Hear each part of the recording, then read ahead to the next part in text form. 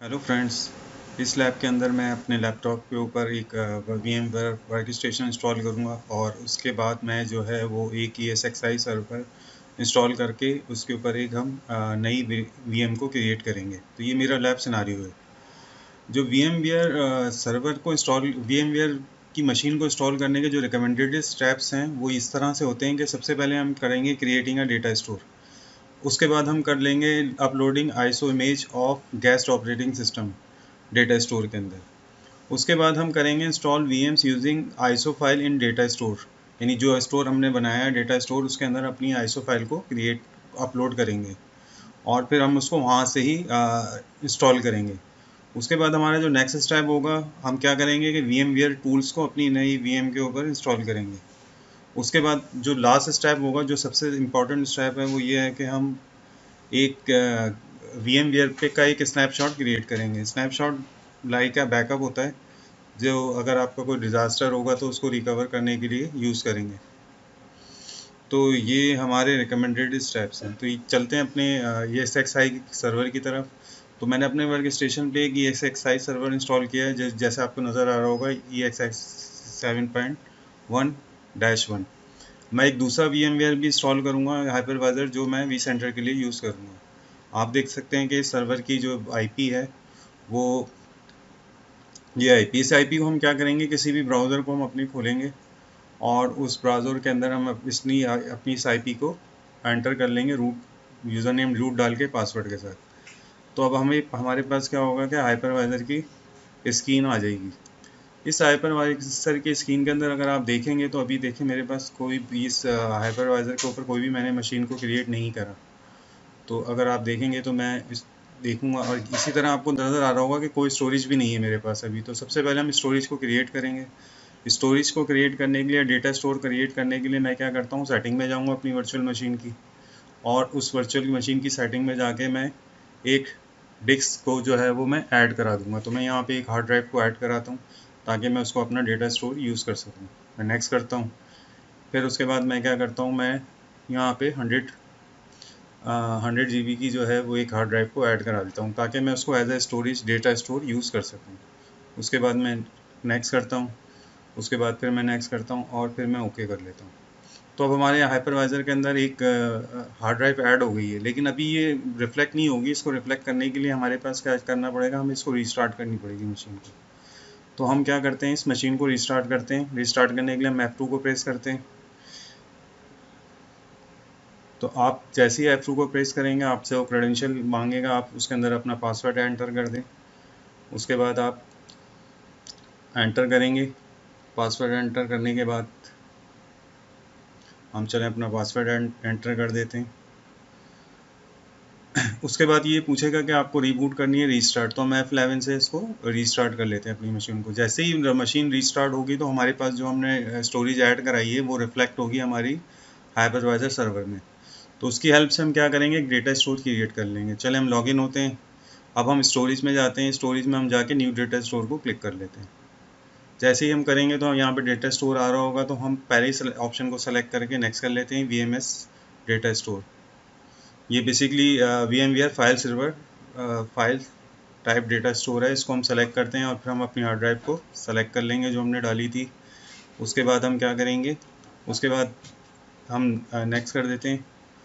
एक एरर आया है, बेसिकली मुझे इसका कोई नाम देना पड़ेगा, तो मैं इसका एक नाम दे देता हूँ जैसे डेटा स्टोर 1 के नाम से ना। तो अब मुझे पता चल जाएगा कि मेरा डेटा स्टोर 1 है जिसमें हम सारी अपनी वर्चुअल मशीन को क्रिएट करेंगे। ये बेसिकली स्टोरेज है ये हमारी। ये सेलेक्ट पार्टीशन है बिफोर एंड आफ्टर। हम उसके बाद नेक्स्ट कर लेंगे सारी स्पेस को यूज़ करते हुए और फिनिश कर लेंगे। अगेन हम येस क्लिक करेंगे तो कहेगा सारा आपका डेटा इरेज होगा। हमने ओके कर दिया। अब आपको नज़र आ रहा होगा कि मेरा एक डेटा स्टोर क्रिएट हो गया है। मैं सिंपल इस डेटा स्टोर को क्लिक करता हूँ। इसको क्लिक करने के बाद क्या होगा, मैं इसके अंदर एक डायरेक्टरी या फोल्डर क्रिएट करूँगा। हम चाहते हैं ब्राउज डेटा स्टोर के ऊपर। जैसे आपको नज़र आ रहा है कि ये एक डेटा स्टोर क्रिएट हो गया।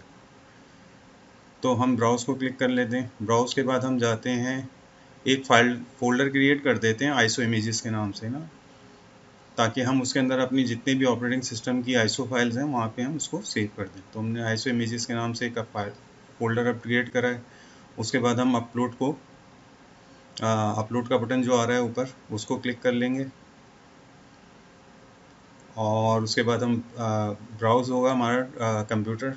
इसमें हमारे पास बहुत सारी आईएसओ फाइल आ रही होंगी। मैं इसमें फ़िलहाल अभी जो है विंडोज़ 2016 सर्वर की आईएसओ फाइल को जो है वो अपलोड कर देता हूँ फॉर डेमोस्ट्रेशन, ताकि आपको पता चल जाए। हम सेलेक्ट करके ओपन कर लेंगे।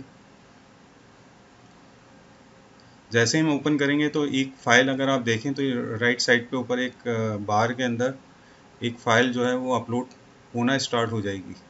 देखें ये मैंने आईएसओ फाइल जो है वो मैंने अपलोड करना स्टार्ट शुरू कर दी है। तो अब ये देखें जैसे ये फाइल अपलोड होती है तो फिर हम अपनी इंस्टॉलेशन को स्टार्ट करते हैं। तो फ़िलहाल ये अभी अपलोड हो रही है, तो हम इसको पॉज करते हैं। जब ये अपलोड हो जाएगी तो हम इसको कंटिन्यू करेंगे। तो अगर आप देखें तो ये अब मेरे पास मैं जाता हूँ वर्चुअल मशीन में और यहाँ पे मेरे पास एक ऑप्शन आ रहा होगा क्रिएट और रजिस्टर वीएम्स। इसको मैं क्लिक कर लेता हूँ। इसको क्लिक करने के बाद मेरा पहला ही ऑप्शन आ रहा होगा, इसको मैं सेलेक्ट करता हूँ create new virtual machine. Next कर लेते हैं। नेक्स्ट करने के बाद उस वर्चुअल मशीन का हम एक नाम दे देते हैं। जैसे फॉर एग्जांपल मैं यहाँ इसको दे देता हूँ विन 2016 सर्वर। उसके बाद हमारी कंपेटेबिलिटी जो है वो हम न्यू वर्जन यूज़ कर रहे हैं तो हम इसकी लेटेस्ट ही रखेंगे 7.1। उसके बाद हम गेस्ट ऑपरेटिंग फैमिली हमारी जो है वो विंडोज़ है और गेस्ट ऑपरेटिंग सिस्टम हम यूज़ कर रहे हैं विंडोज़ 2016 सर्वर। वो लिस्ट में आ रहा होगा, हम देखते हैं और फिर हम उसको सेलेक्ट कर लेते हैं। उसके बाद हम नेक्स्ट को क्लिक करते हैं। उसके बाद हम क्या करते हैं, अपना डेटा स्टोर जो हमने क्रिएट किया था उसको सेलेक्ट कर लेते हैं। उसके बाद नेक्स्ट करते हैं। उसके बाद हम इसकी हार्डवेयर की प्रॉपर्टीज़ आ गई, इसको हम कस्टमाइज़ कर देते हैं। जैसे फॉर एग्जांपल अब इसमें 2 CPU हैं, हम इसकी रैम को चेंज कर लेते हैं। हम इसकी रैम कर लेते हैं 4 GB रैम कर लेते हैं और इसकी हार्ड ड्राइव को हम कर लेते हैं 20 GB, क्योंकि अभी हम डेमो के लिए कर रहे हैं तो 20 भी बहुत है हमारे लिए।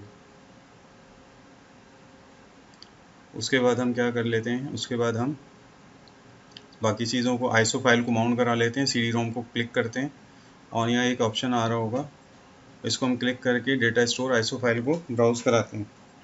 उसको हम जैसे ही ब्राउज़ कराएंगे तो जो फाइल हमने अपलोड की थी वो हमें नज़र आ गई होगी। हम उसको सेलेक्ट करते हैं और सेलेक्ट करने के बाद हम उसको सेलेक्ट करेंगे। सेलेक्ट के बटन को हम क्लिक करेंगे। करने के बाद हम क्या करेंगे, हम नीचे आएंगे और नीचे आने के बाद हम कनेक्ट ऑन पावर ऑन को आपको टिक लगाना है ताकि ये इससे बूट कर जाए। उसके बाद हम नेक्स्ट कर लेते हैं। नेक्स्ट करने के बाद हम इसको फिनिश कर देते हैं। ये एक समरी आई और ये देखें हमारी फर्स्ट वर्चुअल मशीन क्रिएट हो गई है। अब इसके अंदर कोई ऑपरेटिंग सिस्टम नहीं है, हम देख सकते हैं। तो अगर हमें इसके अंदर इंस्टॉलेशन करनी है तो हम सिंपल क्या करेंगे, इसको प्ले कर देंगे तो ये इसके अंदर इंस्टॉलेशन होना स्टार्ट हो जाएगी। हम कोई भी माउस की क्लिक कर देंगे तो ये इंस्टॉलेशन स्टार्ट हो गई। ये लोडिंग फाइल पे चला गया है सर्वर की इंस्टॉलेशन।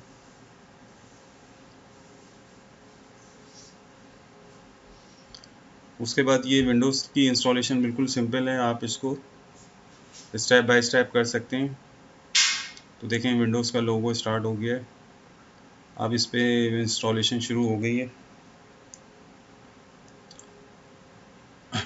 उसके बाद हम सिंपल क्या करेंगे, हम नेक्स्ट कर लेंगे और उसके बाद इसमें से हम सेकंड ऑप्शन को चूज़ कर लेंगे डेस्कटॉप एक्सपीरियंस के साथ। आई एग्री कर लेंगे, नेक्स्ट करेंगे। सेकंड ऑप्शन इसमें से हम चूज़ करेंगे और न्यू हार्ड ड्राइव को ही हम सेलेक्ट करेंगे, रॉ डेटा को, और फिर हम नेक्स्ट कर लेंगे। हम अपनी इंस्टॉलेशन इसी पार्टीशन इस स्पेस के अंदर ही करते हैं, तो हम इसको नेक्स्ट कर लेंगे। नेक्स्ट करने के बाद ये सेटअप की फाइलें कॉपी करेगा। उसके बाद सेटअप कंप्लीट हो गया। अब ये एडमिनिस्ट्रेटर पासवर्ड हम इसके अंदर एंटर कर देते हैं कोई कॉम्प्लेक्स सा। तो इसके अंदर हम कोई पासवर्ड एंटर कर देते हैं, कॉम्प्लेक्स पासवर्ड।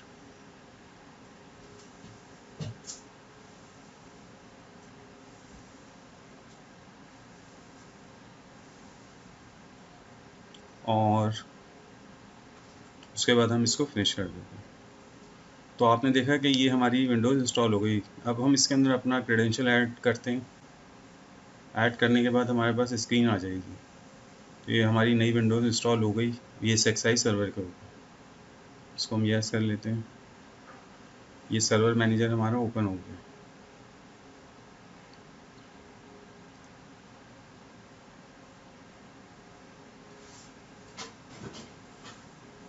अब हम क्या करते हैं, हमें इसका स्नैपशॉट लेना है, लेकिन हम इसको इसकी सेटिंग के अंदर जाएंगे और यहाँ पे आपको नज़र आ रहा होगा इंस्टॉल VM टूल। तो हम इस पर VM टूल को इंस्टॉल कर लेते हैं। बेसिकली VM टूल क्या होता है? VM टूल ये होता है जिसकी वजह से आपका जो माउस है वो लैग नहीं करता और सारे ड्राइवर अपडेट हो जाते हैं। तो हर नई वर्चुअल मशीन के ऊपर हमको VM टूल इंस्टॉल करने पड़ते हैं।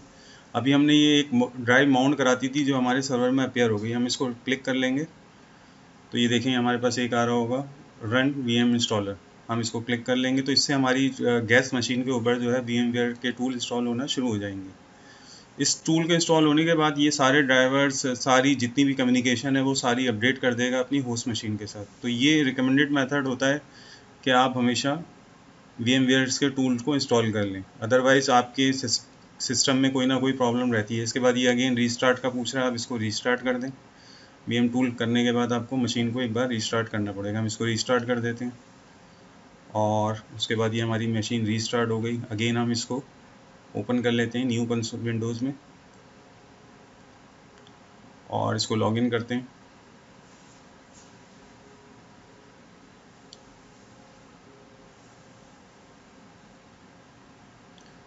अब ये हमारे क्रेडेंशियल मांग रहे हैं, हम क्रेडेंशियल को एंटर करते हैं और उसके बाद हम अपने सिस्टम पे लॉगिन हो जाते हैं। अब हमारे पास VM टूल भी इंस्टॉल हो गए हैं और ऑपरेटिंग सिस्टम भी इंस्टॉल हो गया। अब हम क्या करना चाह रहे हैं, अब हम करेंगे कि इसके अंदर जो है इस वर्चुअल मशीन का हम एक स्नैपशॉट लेंगे। बेसिकली स्नैपशॉट क्या होता है, आपके पास स्नैपशॉट बिल्कुल एक कॉपी की तरह होता है कि अगर आपके पास कोई भी प्रॉब्लम आ रही हो वर्चुअल मशीन में, तो अगर कोई जैसे कोई वायरस आ गया तो आपका डेटा करप्ट हो जाए तो आप इसको एक बैक स्टेज पे वापस रिट्रीव कर सकते हैं। तो ये देखें हमारी मशीन है, ये जो हमने अभी बनाई थी 20 GB हमने इसको स्पेस दिया हुआ था। तो ये वही मशीन है। इस मशीन के अंदर फिर अब हम सारा सेटअप करते हैं कि हम किस तरह से इसका एक स्नैपशॉट बना सकते हैं। तो स्नैपशॉट बनाने के लिए हम इसको एडिट कर लेते हैं। बेसिकली मशीन को एडिट हम इसलिए भी करते हैं कि मशीन को एडिट करने के बाद हम उसकी रैम्स को चेंज कर सकते हैं या उसके अंदर हार्ड ड्राइव को ऐड कर सकते हैं, लेकिन उसके लिए आपको पावर ऑफ करना पड़ेगी मशीन, अदरवाइज़ वो आपकी मशीन कभी भी प्रॉपर चेंजेस नहीं करने देगी आपको। यहाँ से हम सारी चेंजेस कर सकते हैं अगर हमें करनी हो, एडिट करके मशीन की यानी उसकी हार्ड ड्राइव्स को चेंज कर सकते हैं, रैम को चेंज कर सकते हैं। ये सारे काम हम यहाँ से कर सकते हैं। यहाँ से हम इसको अनचेक कर देते हैं, आईसो फाइल बूट पे लगी है, वरना अदरवाइज़ ये दोबारा बूट हो जाएगा। तो हम इसको इसका बूट का ऑप्शन भी डिसेबल कर देते हैं। अगेन हम चलते हैं अपनी मशीन की तरफ।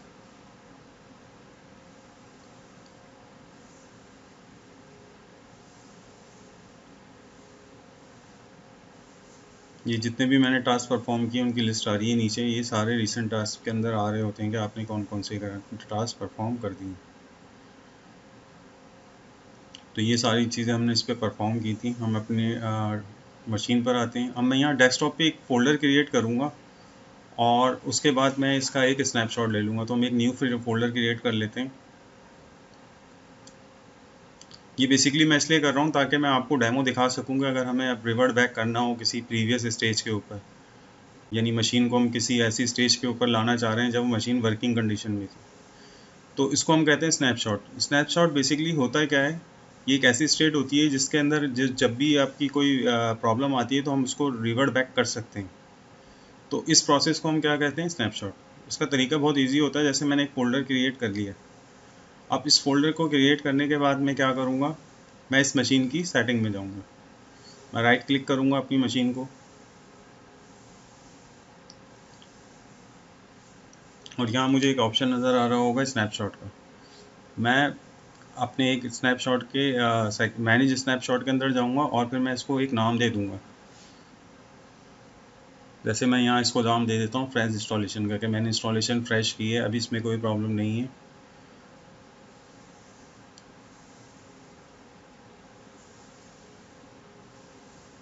सही, मैंने डेस्कटॉप पे एक फ़ोल्डर क्रिएट करा है, वो मैंने इसके अंदर ऐड कर दिया। अब मैं दोबारा क्या करता हूँ, मैंने क्योंकि नई इंस्टॉलेशन कर लिया, अब मैं जाके ये देखें, ये सारा एक स्नैपशॉट इसने क्रिएट कर दिया है। हम वापस मशीन पे जाते हैं और इसको, इस फोल्डर को अब डिलीट कर देते हैं, और इसको यहाँ से भी हम डिलीट करेंगे, और उसके बाद हम इसको रिसाइकिल बिन से भी डिलीट कर देंगे, और फिर हम रिस्टोर करने की कोशिश करेंगे कि ये अगेन वापस आता है या नहीं आता है। हम इसको यहाँ से भी डिलीट कर देते हैं। अगेन हम जाएंगे वापस अपने स्नैपशॉट मैनेजर में,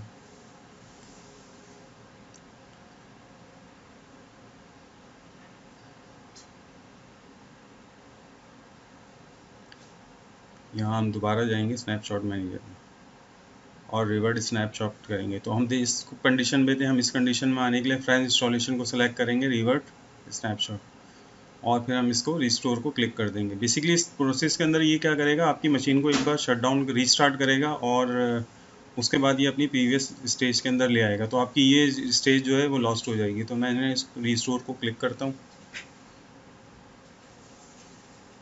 तो ये देखें आप, मेरी मशीन जो होगी एक बार रिबूट होगी, और रिबूट होने के बाद मैं अगेन अपनी मशीन को चेक करता हूँ लॉगिन करने के बाद। तो ये देखें, मेरा फ़ोल्डर दोबारा वापस आ गया। तो इस तरह ये स्नैपशॉट से हम अपनी मशीन को जो है वो रिवर्ट बैक भी कर सकते हैं। Thank you very much.